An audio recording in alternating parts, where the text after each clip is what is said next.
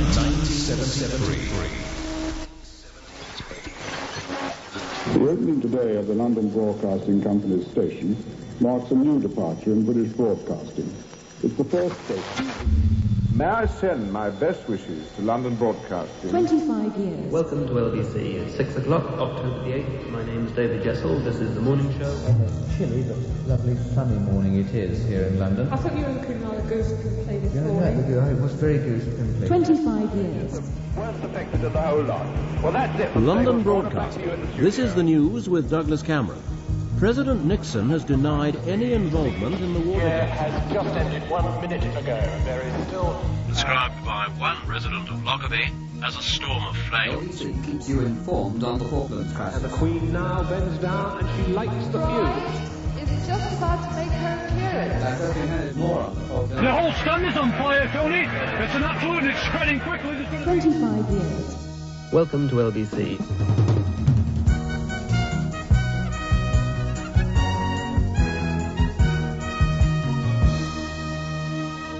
Hello, I'm Marcus Churchill. And I'm Douglas Cameron. Welcome to a special programme as we rewind 25 years of commercial radio history. The story begins for LBC in 1973. But the start of commercial radio in Britain actually begins with the very first stations in the 1920s, which were commercially owned. Then there was Radio Luxembourg, and in the swinging 60s, there were the Pirates. It's smooth sailing with the highly successful sound of wonderful Radio London. You're tuned to Radio Caroline on 199, home of the good guys. Caroline, sound of the nation. Caroline, the sound of the land. Caroline, the sound of the nation. Good morning, everyone. Tony Blackburn here with you, feeling a little under the weather this morning. We've got about an 8-force gale out there. Oh, I can't believe it. Even in the 60s, there wasn't any escape from that Tony Blackburn, was there? Indeed not. Tragic, wasn't it? Anyway, those radio stations based on ships and offshore platforms were closed down in the late 60s by an Act of Parliament. And a couple of years later, another Act of Parliament was passed allowing independent local radio to start. LBC was the first radio station to broadcast and went on air on October the 8th, 1973 at 6 a.m.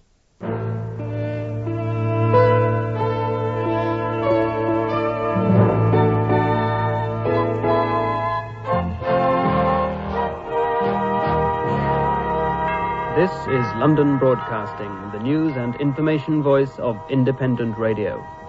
Welcome to LBC. It's 6 o'clock, October the 8th. My name's David Jessel. This is the morning show, and here's the news.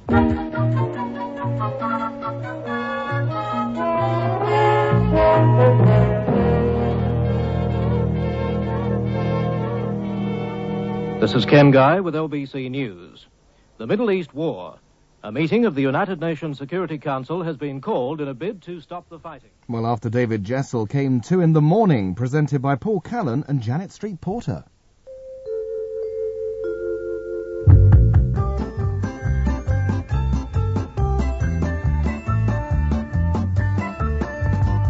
Welcome back to 2 in the morning, and a cold, almost chilly, but lovely sunny morning it is here in London. I thought you were looking rather goose-pimply this morning. Yeah, it was very goose-pimply. Very goose-pimply weather all over. But the temperature in central London is 41 degrees Fahrenheit. That's why I suddenly realised it's why it's so cold, or 5 degrees centigrade. It is sunny. The humidity is 72. That was followed by At Home with Belle Mooney.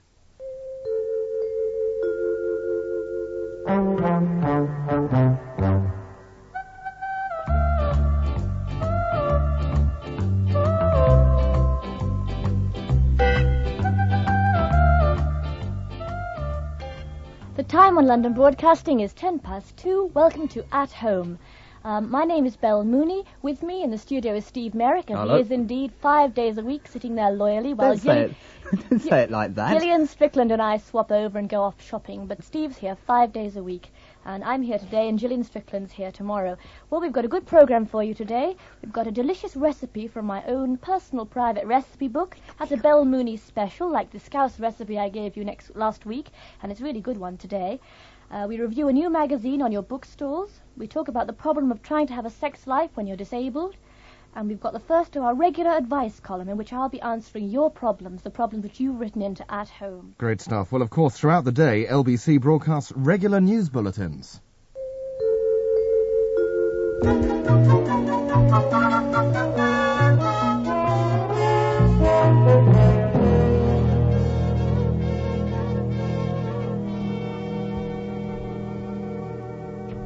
It's 4:30, and this is Carol Barnes with the LBC News.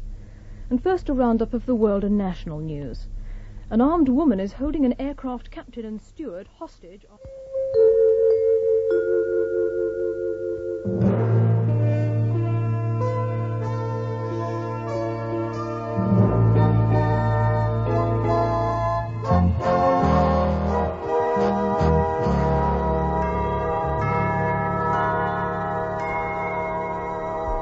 London Broadcasting, LBC, 417 metres medium wave, 97.3 VHF, and this is the afternoon show. Hello and welcome. My name is Clive Roslin, and from now until 7:30, I'll be here on LBC and hope you will be too. This is the show that, as we always say, winds down the day with the news behind the news, people in the news, games, stories, puzzles, traffic, weather, money, and AA reports. And this time, I didn't run out of breath. In fact, everything you might need to know. Within a few months of LBC going on air, we were joined by another half dozen or so stations, serving audiences all over the country. The date is October the 16th, 1973. The time, 5 a.m. Good morning. This, for the very first time, is Capital Radio. Isn't it good to know? Capital Radio. That is the place. 301 is the space. Radio, oh well, stereo. 194, Radio City. Radio Class. Beacon 303. Hi there. This is the silly, sexy summer sound of Victory, with programs packed with records. The unmistakable voice of the late, great Kenny Everett. Indeed. So, Douglas, was LBC a great success when it first went on air? The short answer, Marcus, I'm afraid is no, far from it. But let me leave the explanation to presenter Adrian Love. I came in here at the suggestion of a friend of mine who had come in on day one as a newsreader, a guy called Paul Ingrams. And I'm not being nasty about our colleagues who are long gone on to other wondrous things, but he phoned me up and said, "Get down here, son. Place is full of people from Fleet Street who are saying things like, 'What's that funny black thing?' 'It's a microphone.' 'Oh, is it? Oh, gosh.' And he phoned me up and he said, 'Get down here and have a chat.' And I did. I came down and met the then powers that be. Things have changed. And they offered me an 8-hour phone-in show without an audition.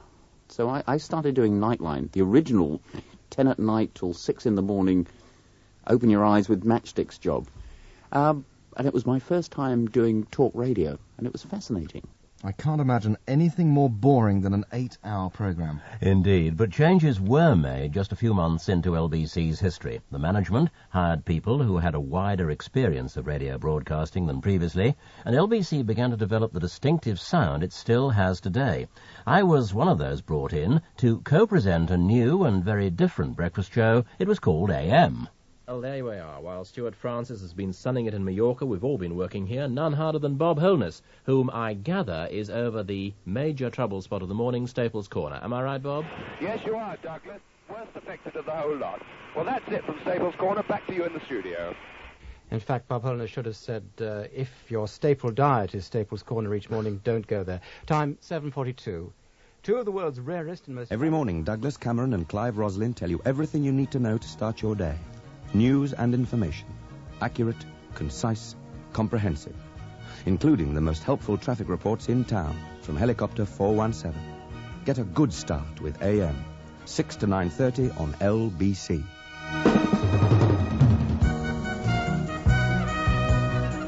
LBC, where news comes first.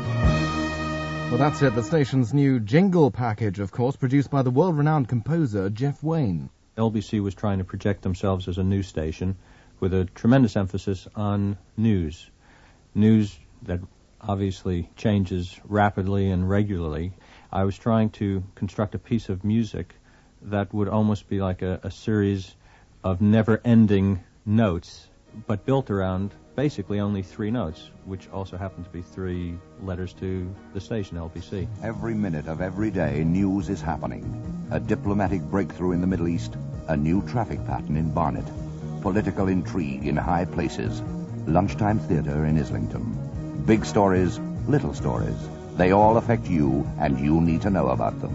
This is where to find out what's happening. In the world, in the country, and down your road. This is LBC, and this is our new sound. I think with any composition, what I try to do first is to get the right tone, the attitude, and once you get that, then I find that it comes easier, whereas if I struggle for a long time trying to get the tone right, so to speak, then it really is difficult all the way through. I'm probably on the wrong thing to start with. LBC, where news comes first. And of course, LBC 1152 still uses that familiar tune. In the second part of 25 years, LBC 1152, how the phone-in came of age. Just a moment, did you write me a letter recently? I wrote you a letter. You wrote me an offensive letter, didn't you? I don't think it was offensive. It was downright offensive, and you're not going to speak on the programme until you apologise. And how LBC reported the news, first, fast and factually to London. Quick! Come to me! There have just been 3 explosions which have ripped through the embassy building. 25 years, LBC 1152.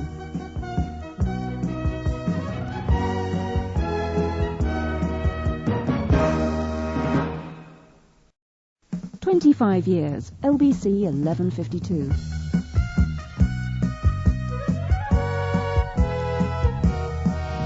Welcome back, I'm Marcus Churchill. And I'm Douglas Cameron. Our special programme continues as we rewind 25 years of commercial radio history. One of the unique features that LBC brought to London back in 1973 were regular phone-ins, a chance for the people to have their say on the stories in the news and the events affecting them in their lives. The grand master of the radio phone-in was Brian Hayes. Hello, I'm Brian Hayes, and I'm coming to LBC. Starting Monday, January the 5th, you can hear the newsmakers and talk to the newsmakers every day from 10 till 1. Listen, you might have something to say. Morris from Ealing. Good morning, Brian. There's an American expression... Oh, just a moment. Did you write me a letter recently? I wrote you a letter. You wrote me an offensive letter, didn't you? I don't think it was offensive. It was downright offensive, and you're not going to speak on the programme until you apologise. Philip is calling from Tooting. Up until the time I came to LBC, the phone-in programme in the morning had been presented by an admirable and respected Fleet Street journalist. That, however, is not the way I saw broadcasting. I saw broadcasting being presented by broadcasting people. Of course, phone-in radio programmes didn't always run as smoothly as Brian's. George in Hackney, though, is on the line next. Hello. Hello there, yeah. Well, when we get to power, the only cutting that workers will have to do will be racist scum like Carl Oates. Yes, well, but what about the general idea of the Chancellor was saying the other day? What about him? Well, he don't take no cut in his wages, is he, the big fat... Daphne in Wimbledon is on the line. Go ahead, Daphne. Let's move to Harry in Shepherd's Bush. I think a point about disarmament, Harry. Hello, Harry? Have we got Harry there? Pardon? No, it's Pat, is it? No, sorry, you must have the wrong number. Oh, goodness me. These things happen. Well, the telephone system... Some serious gremlins there by the sounds of it. Well, later on in the programme, we'll hear more of those unfortunate moments in LBC's history. Well, not only was LBC the first to bring you regular phone-in shows, 99.9% of which worked, we were the first radio station in Western Europe to provide road reports live from a helicopter. Well, we're immediately over the A11 now. From Stratford Broadway right back along the A11, there's what must surely be a 2 or 3 mile tailback of traffic. You could do worse than to branch off and go along the A106 through Hackney Wick. That does look as though it's going to build up... Bob Holness, of course, who began his career with LBC flying above the streets of London before coming down to earth by joining me for what turned out to be 10 very happy years, for me anyway, and I think for him, on AM. And thankfully today, with the AA's sophisticated network of traffic flow computers and hundreds of closed-circuit TV cameras keeping an eye on London's traffic, our travel reporters can keep 2 feet firmly on the ground. We were also the first radio station to pioneer the use of portable telephone equipment, used during the Balcombe Street siege in 1975, when John and Sheila Matthews were held hostage by IRA gunmen. LBC was the only radio station to report the end of the siege live. The reporter was John Snow. Gunmen have come out. The siege here has just ended 1 minute ago. There is still a great deal of activity here, but a flashing blue lighted van has just swept off into the distance with its siren wailing. Briefly, a figure came out onto the balcony, looked over, went back in again. Another came out, looked over, went back in again, and then suddenly we saw the four being led across the street into the van, into the police van, and away they've been swept. We also pioneered the first broadcasts of the proceedings in Parliament back in 1975. Monday, June the 9th, 1975, a date for history books. Order! And Order. Mr. Speaker... Mr. Petty. Calling Mr. Patty, the first question. Mr. Speaker, we intend to do our utmost to see that the shipbuilding and aircraft industries bill is made law in the present session. As I explained to the House... At the end of the war in Vietnam in 1975, our reporter Julian Mannion didn't join the airlift out of Saigon. Instead, he bravely chose to greet the conquering communist army. Certainly we got what sounded like a round of some kind going straight over the top of our jeep. And at that moment, I turned the thing round and headed back into towards the centre of town. When suddenly, from the other direction, that's from the river, came more Viet Cong units, this time in jeeps and trucks, with enormous flags waving over the top of them again. And the first jeep, which went to the National Assembly building, which is where I was by this time, an important building in the centre of town, which was one of the first that they got to. The first jeep was full of Viet Cong, South Vietnamese guerrilla soldiers, dressed in a very peculiar assortment of uniforms, carrying a lot of American captured weapons, and at the head of them, an extraordinarily beautiful South Vietnamese girl, a Viet Cong girl soldier, standing in the jeep, waving to the people who had assembled in absolute astonishment around this building. There were brighter moments in LBC's news coverage, like the first commercial flight of Concorde. Gathering speed, gathering speed. There she goes, right in front of me now. Tremendous speed. The Air France one is moving. There she goes, right. Tremendous roar of a Rolls-Royce engines. Fantastic roar, and she's heaving herself off the ground. Up she goes. LBC covered the Queen's Silver Jubilee in 1976, which saw the Royal Yacht Britannia sailing with Her Majesty down the Thames. A great roar goes up from the crowd as the Queen appears along with the Mayor and Mayoress of Tower Hamlets and her royal entourage. Thousands of people here, mostly local, but I've also heard more than just a smattering of foreign voices. And as the St. Catherine's Pier is so close to the Tower of London, that's not really very surprising. When big news breaks, we interrupt our normal programmes, as in 1980. The Iranian Siege was coming to a dramatic end, with SAS troops storming the building. LBC's Malcolm Brabant was there. Quick! Come to me! There have just been 3 explosions which have ripped through the embassy building. Smoke is wafting over the roofs now, and there are gunmen, and there are policemen on the balcony, on the just over the doorway. They appear to be going in. That came just a short while, and there's gunfire going. I just heard one shot, and I can hear dogs barking. I'm looking through binoculars at the moment, and that was completely unexpected. And we were there in 1981 to cover the marriage of the decade. We met in November 1977. Prince Charles came as a friend of my sister Sarah for a shoot. I never saw Prince Charles till 77. I was always paired off with Prince Andrew. When then did you decide to get engaged? Was there a particular time? Well, it was about 3 weeks ago, believe it or not, just before Diana went to Australia. She planned to go to Australia quite a long time before anyway, with her mother. And I thought, well, I'll ask her. The marriage of Charles and Diana was the biggest outside broadcast that independent radio had ever mounted. It took the combined resources of LBC and Capital. The bride is just about to make her appearance. Lady Di is coming. Yes. I, Charles Philip Arthur George. I, Charles Philip Arthur George. Take thee, Diana Francis. Take thee, Diana Francis. To my wedded wife. To my wedded wife. I, Diana Francis. I, Diana Frances. Take thee, Charles Philip Arthur George. Take thee, Philip Charles Arthur George. To my wedded husband. To my wedded husband. And more recently, in 1997, LBC was there to report on the tragic death of Diana. We joined with the rest of independent radio to cover her funeral.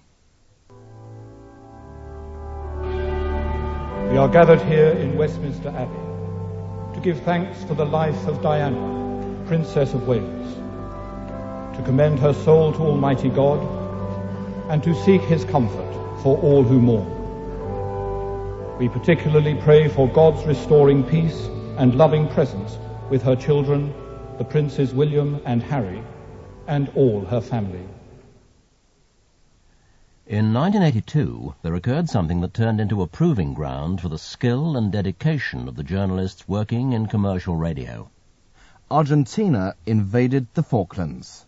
LBC keeps you informed on the Falklands crisis. The big developments as soon as they happen. And I've just been handed more on the Falklands. The Ministry of Defence... A Royal Navy ship fired shells during the night at a surface vessel close to the Falklands. And thoughtful analysis as the options change. This is a situation the government cannot accept. David Spanier at the Foreign Office. Aircraft fire in a later British attack on the airstrip at Port Stanley. Phil Longman, IRN, Buenos Aires. The only thing they ought to do is to get off that island. The Sea Wolf can hit a 4.5-inch shell in flight. Paul Maurice, IRN, at the Ministry of Defence. Now everyone is wondering just what happens next. Kim Sabido, IRN, aboard the Canberra in the South Atlantic. It's not just the future of the Falklands at stake, but the future of Mrs. Thatcher as well. Peter Allen, IRN, Westminster. LBC on the Falklands crisis. Informed, fast. Kim Sabido was our reporter in the field during the Falklands. His ability to bring the events home to the listeners of independent radio won him a Sony Radio Gold Award for Reporter of the Year. More incoming gunfire from Argentine batteries around Stanley, keeping everybody's heads down. Somebody's been hit up front. Good heavens. Everything now landing far too close for comfort. In October 1987, a hurricane blew across the southeast, causing havoc and mayhem in its path. It's 9 o'clock. This is Douglas Cameron. At least 4 people have died after winds gusting at more than 100 miles an hour wrought havoc across southern England. Public transport has ground to a halt, with all train services cancelled on British Rail's southern and eastern regions. The Sea Link ferry Hengist has run aground near Folkestone. Douglas reading the news from our radio car as a hurricane had caused widespread power cuts across London and the LBC studios lay in darkness. In 1985, what began as a small fire at Bradford City's Valley Parade football ground swept through the old timber stand within minutes. Pennine Radio's Tony Delahunty was broadcasting live from the stand as the fire broke out. And we're on fire here at Valley Parade. The whole end of the stand at one side is actually in flames now. I can see the orange of the flames, and they're running out of the ground now from that far end at this moment. Mickey Bullock, you can see above me. What can you say? The whole stand is on fire, Tony. It's an absolute, and it's spreading quickly. There's going to be problems, Tony. Let's get all those people out of there. Let's get those people. Just take your time. Don't rush. Go down there. Don't rush. Don't push. Wait for the kiddies. People are coming round this. You can hear the heat. The smoke coming everywhere. We are going to have to disconnect very shortly because it really is flaming all the time. We're taking a break. We're getting out of here too. Well, within 4 minutes, 52 fans lay dead and hundreds more needing hospital treatment. In 1986, the GLC, the Greater London Council, seen by some as a symbol of opposition to Mrs. Thatcher's government, came to an end. Rodney Bennett was at County Hall reporting live for LBC. The first chime of midnight, it's April the 1st. The GLC has breathed its last. However, County Hall is still brightly illuminated with floodlighting. And there goes the farewell fireworks display. The GLC flag is being lowered on the mast in front of the riverbank side of County Hall, and more fireworks are coming up from behind the building. And the wheel has turned full circle as London in 1998 prepares to elect a mayor for our city and a London Assembly. Just some of the news stories that LBC has covered for London over the last 25 years. In the third part of 25 years, LBC 1152, advertisers discover commercial radio. Way back in 73 when we started, the majority of commercials were taken just straight off TV soundtracks. Indeed, some advertisers even supplied copy to a radio station on 35mm film and seemed quite upset that we couldn't transmit. 25 years, a celebration of LBC 1152.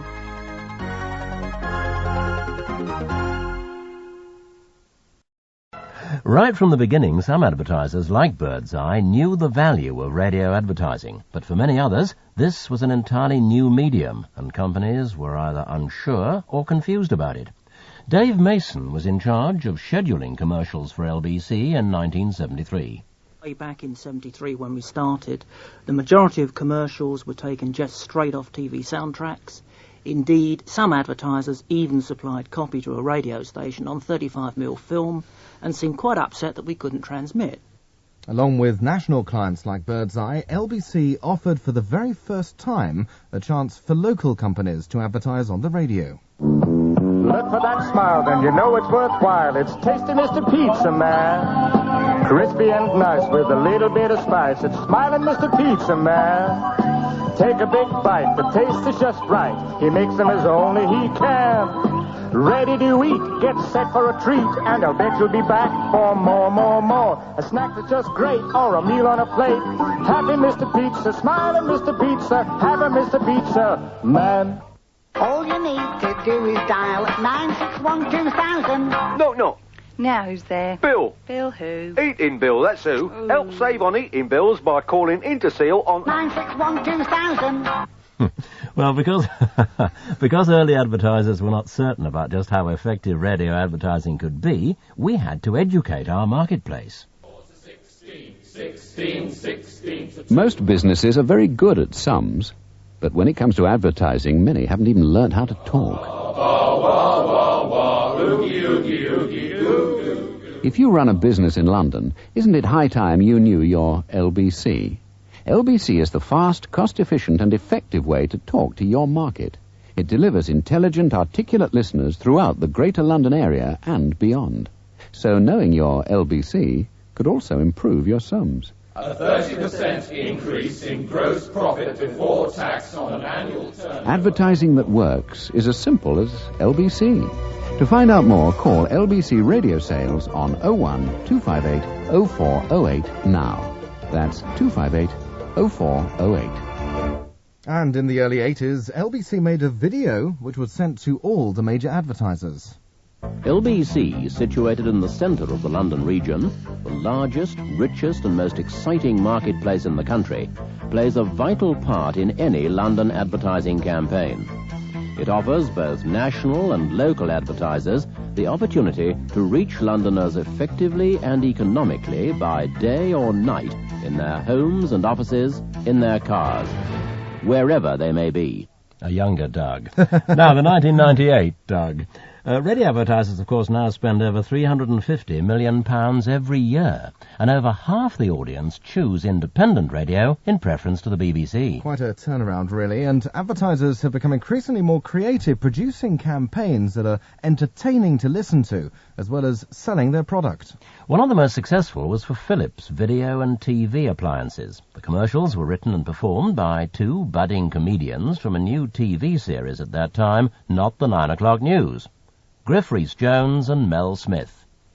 Morning, Squire. Morning, sir. I'd like a video caster, please. A video recorder. Anyone in particular? Well, I'd like to have some specifications. Yes. And functions. I must have some functions. I see. Did you have any model in mind? Well, a friend mentioned the Arikiri Kabuki Kasuni whatchamacallit, you know, the Japanese one, the 2000, because I'm very technically minded, you see. I can see that. So I want one with all the bits on it, all Yeah. the Japanese bits, you know, the 2000. What system?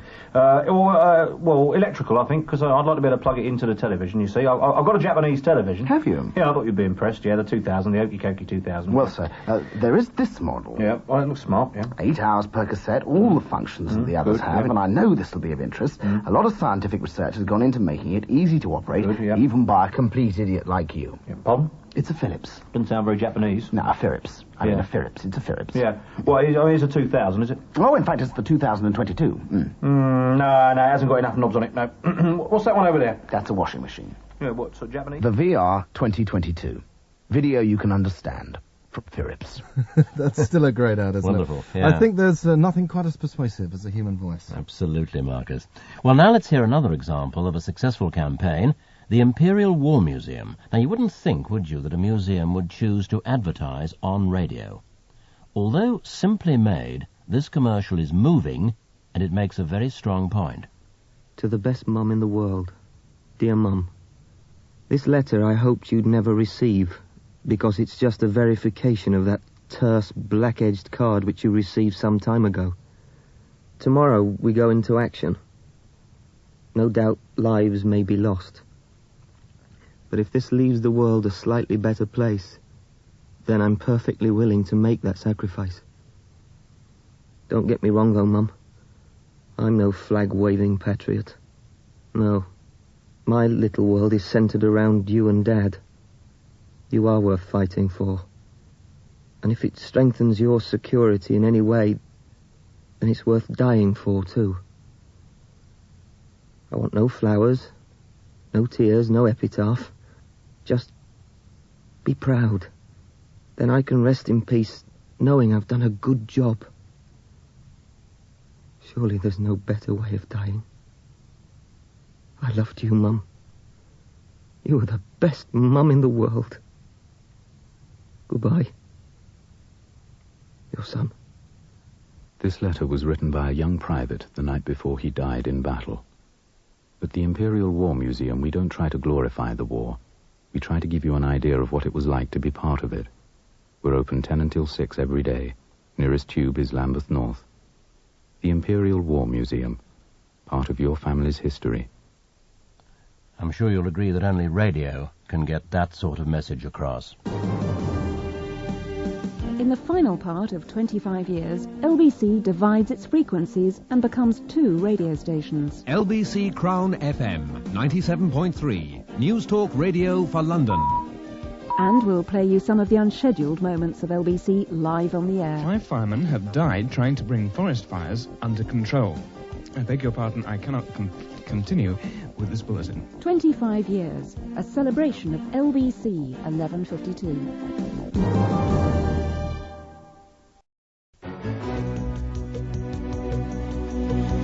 25 years, LBC 1152. Welcome back again. I'm Douglas Cameron. And I'm Marcus Churchill. 1989 saw the biggest shake-up in LBC's history. We split our medium wave and FM frequencies. The idea behind the split was to give London a better choice of listening, and it was hoped that advertising revenue would increase. On FM, a brand new service of news and information was broadcast. LBC Crown FM 97.3, News Talk Radio for London.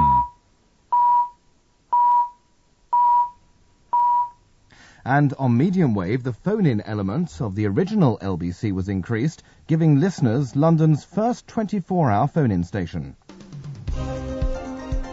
This is London Talkback Radio, 1152 AM, 261 metres, medium wave.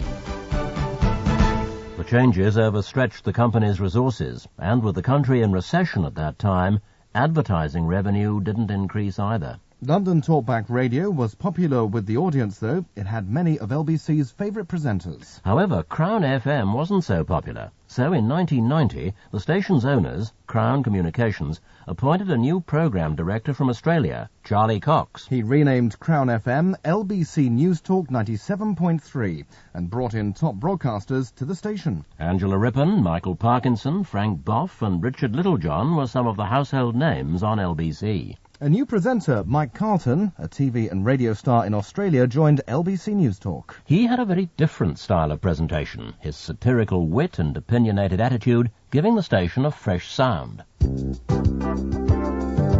Beautiful Essex, gateway to the world. Essex with its lush green fields and woodlands, and the clean, sparkling beaches of Southend. Essex with its ancient centres of art and culture like Tilbury and Dagenham, or the historic estates and gardens of Basildon and Billericay, with their quaint mock Tudor homes nestling beside colourful concrete carports. It's so easy to visit Essex on the high-tech Fenchurch Street line, a magical journey into mystery. And when you're there, you'll thrill to the local customs of Essex man and the warm, open-hearted welcome of the famous Essex women who've never been known to turn away a stranger.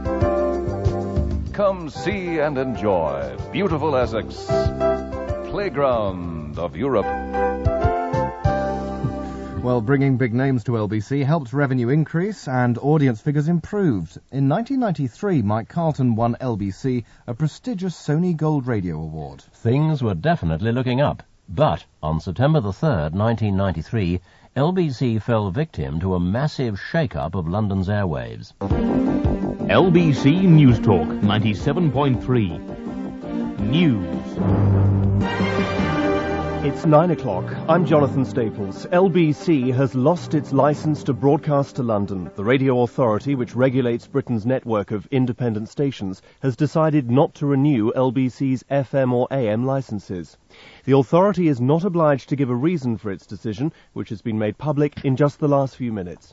Well, despite a petition by listeners that carried 350,000 signatures, it looked like LBC's fate was sealed.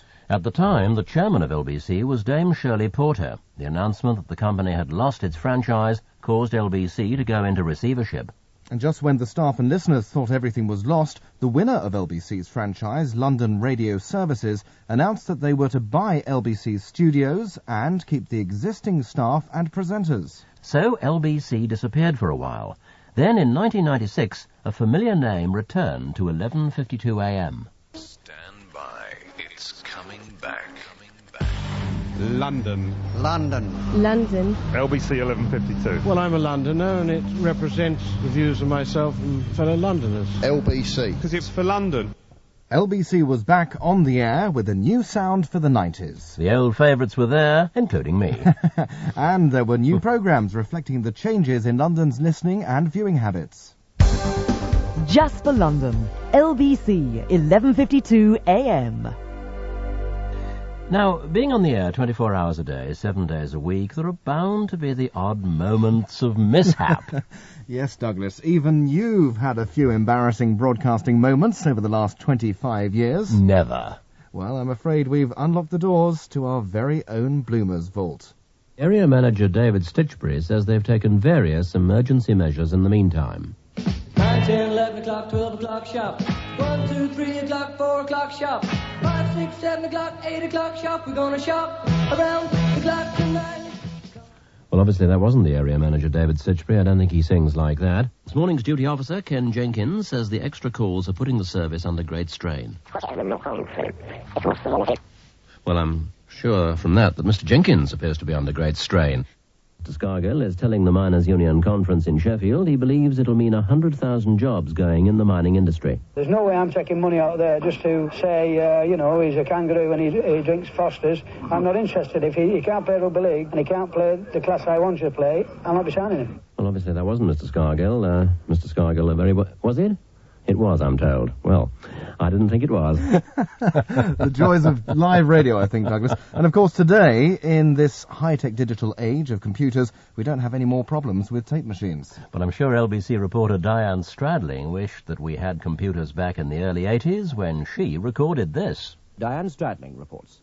According to the GLC's health panel, the government's action has cost the city more than £30 million in the last 2 years. They say 18 million was lost last year in cutbacks when London health authorities were forced to axe 2,500 jobs and 39 hospitals were faced with closure. The fight to save many of these is still on. Well, little excitement there from Diane Stradling. We'll get her in a better mood later on. And presenting the news is a very serious subject. Oh, yes, Marcus, I know that from experience. Even when discussing matters lavatorial. A Lincoln museum, flushed with success over their latest exhibition, think they've come up with the answer. A panorama of privies.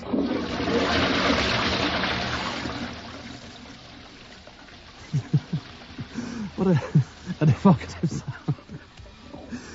Oh, well, the whole thing started when a number of people discovered they were sitting on porcelain worth preserving, and now the museum... I can't read this thing. Lincolnshire Life has had a collection of old and unusual loos put together. Museum curator Leslie Colsall says... Please excuse me. Give me 2 seconds to... Everybody's laughing at me now. Says the good old toilet is an underestimated, not to say invaluable part of life. Ah, dear. Well, there but for the grace of God, Marcus. Live outside broadcasts can bring the best out in our presenters, but sometimes the strain of it all can also bring about a lapse of memory. Tomorrow is Remembrance Day, and young and old standing alongside the route, sporting the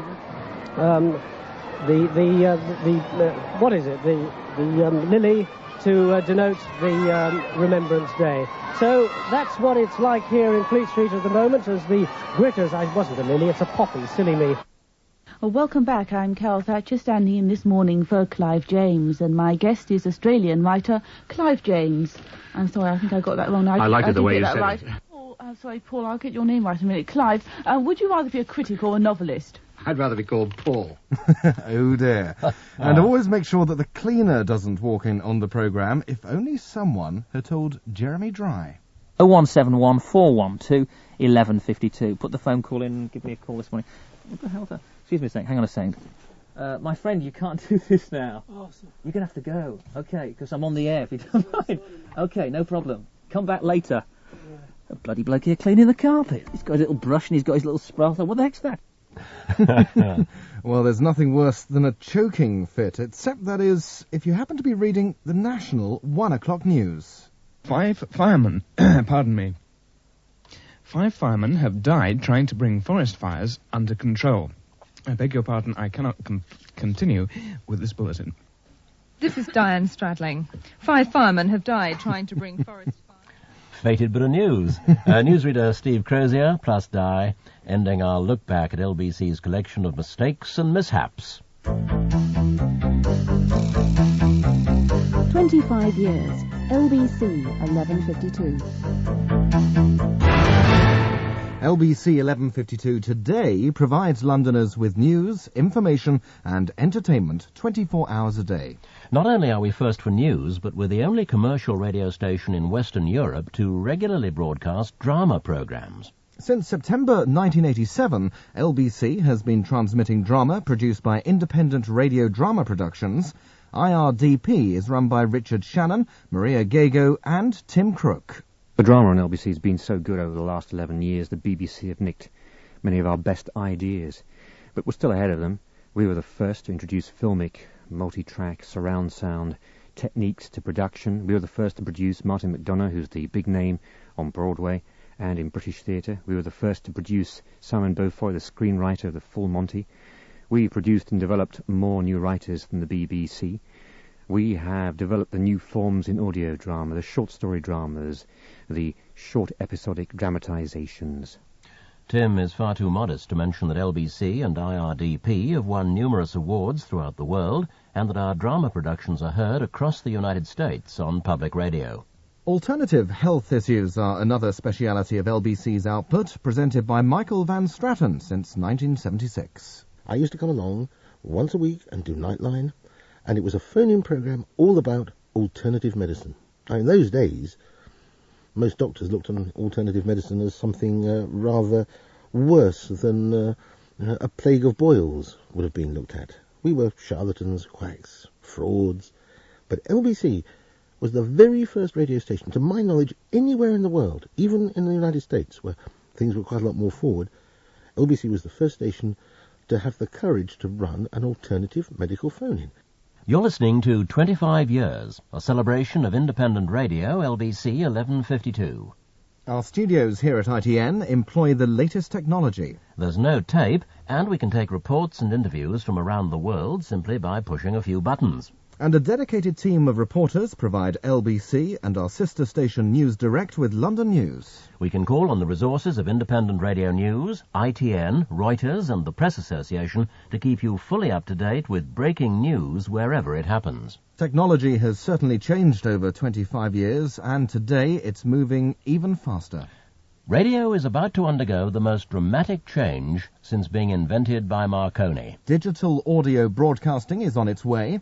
Television has already begun broadcasting digital programs, and radio is soon to follow. In the future, you'll be able to hear LBC with no hiss or interference from foreign stations. It will be like listening to a CD. To receive digital broadcasts, you'll need a new radio. But don't worry, please. Digital radio will broadcast alongside medium wave and FM for some time to come. As we come to the end of this special programme, this is Marcus Churchill, thanking you for listening to LBC for the last 25 years. And this is Douglas Cameron with a personal vote of thanks for listening to me for 24 and a half of them. Let's leave the last word to the Managing Director of LBC 1152, Nigel Reeve. LBC, well, the first ever station. It's had its ups, it's had its downs. Certainly now, I think its future is very, very secure, and it's going from strength to strength. It's part of London's furniture. I think 50% of all cabs must have LBC on, and every cab driver has a view about LBC. As far as the future is concerned, there's digital radio. A lot of people don't really understand what that even means yet, but it means that there will be more and more stations specialising in smaller and smaller markets. It won't take away the stations that are there now, but it means that there will be even more choice. But LBC will certainly still be there, and probably on digital as well as on its current AM band. So that means that the reception will be perfect. The future really does look very, very bright for commercial radio. It looks very bright for LBC, and I'm delighted to be part of it.